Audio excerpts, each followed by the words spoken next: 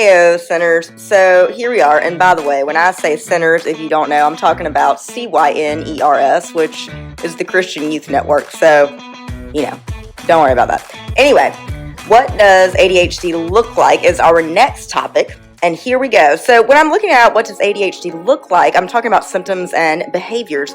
So symptoms of ADHD, we first need to recognize that they can very easily and most often interfere with daily activities and relationships.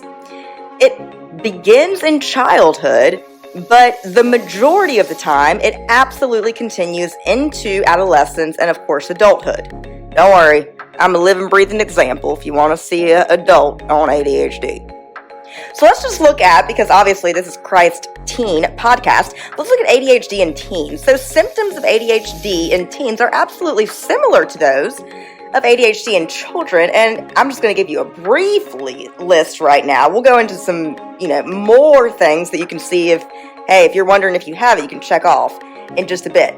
But just some quick ones: distractibility, disorganization, when I say distractibility, squirrel, not being organized, poor concentration, hyperactive or being overly active, impulsivity, and inability to control impulses and behaviors. In fact, let me just go ahead and give you a quick little hint that the Bible speaks to these behaviors and these impulses. So for impulsivity and inability to control impulsive behaviors, I'm turning to Proverbs 28:26.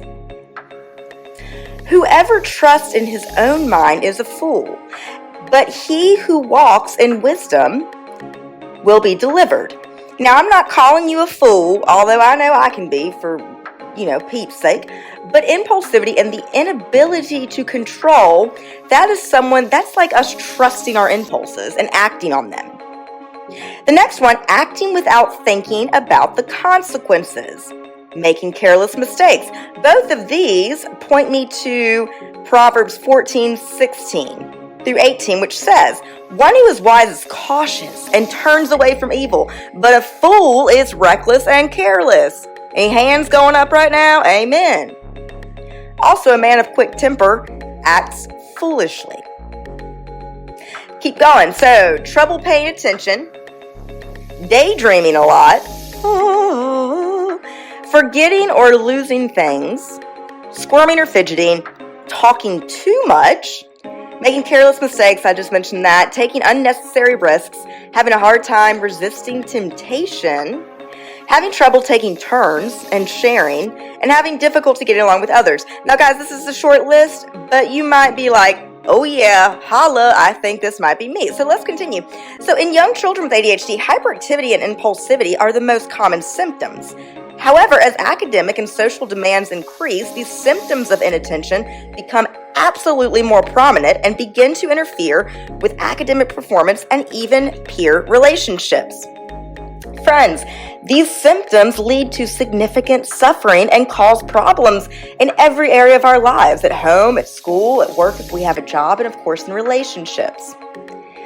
But it is absolutely important for both us to have grace for ourselves and even maybe our parents to tell you that these symptoms are not the result of us being defiant and absolutely not being able to understand tasks or instructions. In fact, I mentioned in the previous verse, many people with ADHD actually have a relatively high IQ. So it's not that there's a deficiency, and it doesn't mean that we just can't understand things. In adolescence, typically your hyperactivity also often becomes maybe less severe, but it will turn into things such as restlessness or fidgeting. Teens with ADHD are also more likely to engage in impulsive, risky behaviors, including substance abuse and unsafe sexual activity. Yes, we are teens, and this is a Christian podcast, but I'm not scared to talk with you about things like sex and substance abuse. It's a very real thing in your lives in terms of what you see on TV, no friends that do it, all of the above. Please also know that during teen years, especially as the hormonal changes of your adolescence are going on and the demands of school and even your extracurricular activities like sports or clubs, As those are increasing, ADHD symptoms often get more severe and debilitating. Guys, listen to this. Inattention, impulsivity, and hyperactivity can absolutely worsen, and most often does during high school when academic and social demands increase. Now, let's just go ahead and take a brief snapshot of what you're also dealing with, even if you don't have ADHD. Figuring out how to fit in, or how not to be noticed if you don't, take up a lot of headspace if you're a teenager today. You probably go out of your way, and don't worry, we all do, but most of you go out of your way, and way out of their way, to avoid attracting unwanted attention. And when you are struggling to cope with symptoms of ADHD, you might be hiding in plain sight, or trying to, but hey, with ADHD, that's not really an option. Most adolescents in general lack in general the confidence and maturity to embrace their differences, let alone explain them to friends. Most of us also feel frustrated, anxious, completely overwhelmed by the amount of effort it takes just to get through a typical school day. To add to this, if you have ADHD, deficiency in executive functioning, which I defined in the previous step, but in short is this, it is our brain's actual ability to prioritize and manage our thoughts. These deficiencies make simple, ordinary tasks, like maybe following a conversation, being organized, staying on task, or even completing homework. It seems like these are monumental challenges, and friends, they are. We haven't even mentioned pimples, periods, peer pressure, first crushes, all of that, let alone navigating other hallmark of teen years, such as learning to drive, experimenting with drugs and alcohol, learning about sex, all of these things. So combine all of that, my dear friends, with ADHD impulsivity, and things obviously can become dangerous for us. If you are currently finding yourself wishing you could fast forward to the end of your adolescence, honey, you ain't alone. And I need you to hear that, because so many teens are like, so many adults might say, my high school years were my best years. First of all, that makes me sad for them. But secondly, guys, high school is freaking hard. Middle school is hard. And you need to know that if you feel like this is the hardest thing I've ever done, or maybe even have thoughts of, I just don't want to be here anymore, guys, you're not alone. So during high school, academic and social expectations, like we mentioned, they obviously tick up. Teens have more autonomy and less structure both at school and at home. You also have less teacher oversight when it comes to completing assignments. Think about it this way. In kindergarten, your teachers would constantly walk around while you're making whatever Play-Doh, assignment we might have. But they're constantly keeping you on track. Now, fast forward into middle school and high school, guys, that's part of the experience. They're not going to email you to make sure you're doing your homework. You might find that your parents actually step off a little bit because we're preparing you to be adults. For teens with ADHD, this newfound independence, it absolutely can backfire and even exacerbate some of those symptoms. I know, it's a double-edged sword, but stick with me, there's so much hope. 3 things I want to talk about real quick. If you are in middle school or high school and you might have ADHD, there are 3 main places that I want to give examples of that you could, again, define, am I dealing with this? So the first one is social functioning.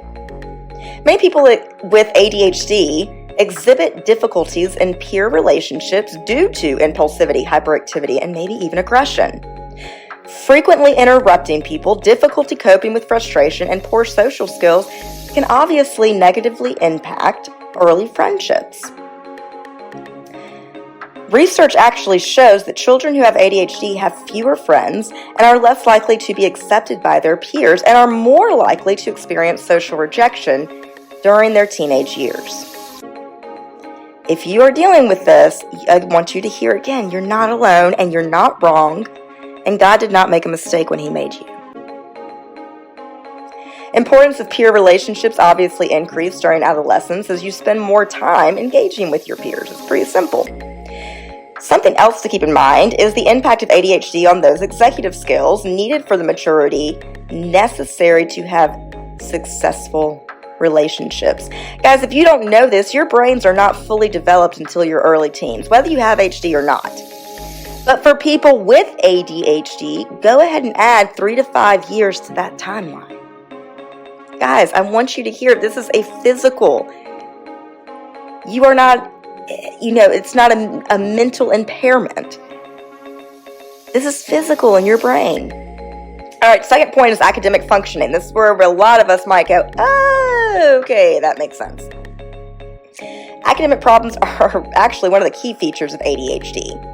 It's associated with poor grades, poor reading and math standardized test scores, increased rates of grade retention, detention, expulsion, all of the above. The demands of middle school and high school can place additional stress on students diagnosed with ADHD.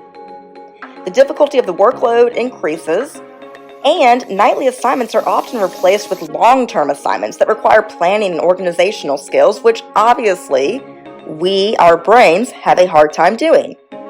Particular areas of difficulty might include the following: planning or organizational skills, study skills, note-taking skills, especially one for me, test-taking skills. The third one is emotional functioning.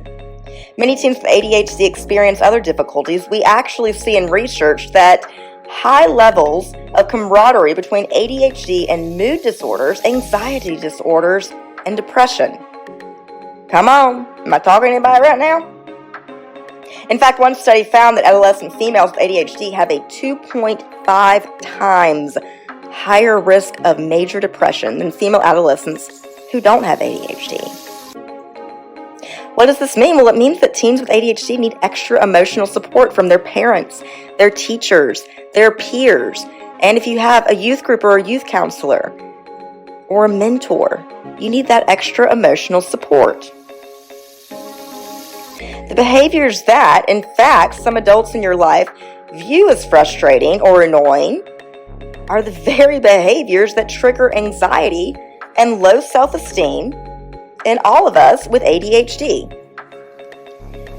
And in fact, if it is left unchecked, these ADHD behaviors and symptoms can intensify and result in symptoms of anxiety or depressive disorders. In addition to this, due to the impulsivity of ADHD, emotional regulation is a struggle. Now combine increased pressure, those high academic demands, low social interaction skills, and low emotional regulation skills, and it all adds up to teens with ADHD struggling with numerous social, emotional, academic struggles each and every day. Guys, it's also not uncommon for teens with ADHD to forget assignments, lose textbooks, or even forget to bring the necessary supplies home, and most frequently become bored with their daily classwork. Teens may become inattentive or excessively attentive. They might not wait their turn before blurting out answers. I struggle with that. They also may interrupt their teachers and classmates. They might rush through assignments. They may also be fidgety and find it tough to sit still in class. And often, teens with ADHD are so busy focusing on other things that they forget about the actual task at hand. This is especially seen with homework, maybe even athletic skills or drills, and in relationships. The lack of attention to what they're doing often leads to bad grades on tests and being passed over even for sports teams, clubs, after-school activities, and peer groups.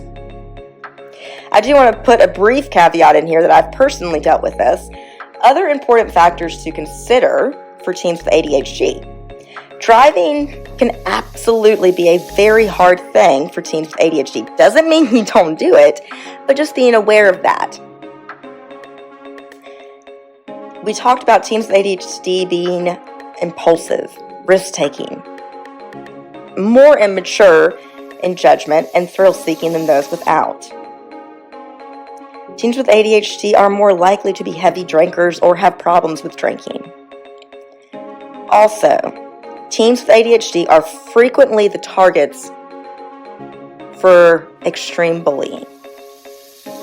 Again, I want you to hear, you are not alone in your struggles. As we mentioned, ADHD can last into adulthood, so those of you that might already be diagnosed, you're like, what is it going to look like when I get older? Well, here's just a quick snapshot. Many ADHD adults, which I am one of them, struggle with our daily skills as well. In fact, many adults have never been diagnosed. The symptoms can cause difficulty in our workplace, at home, and with relationships, just like teens.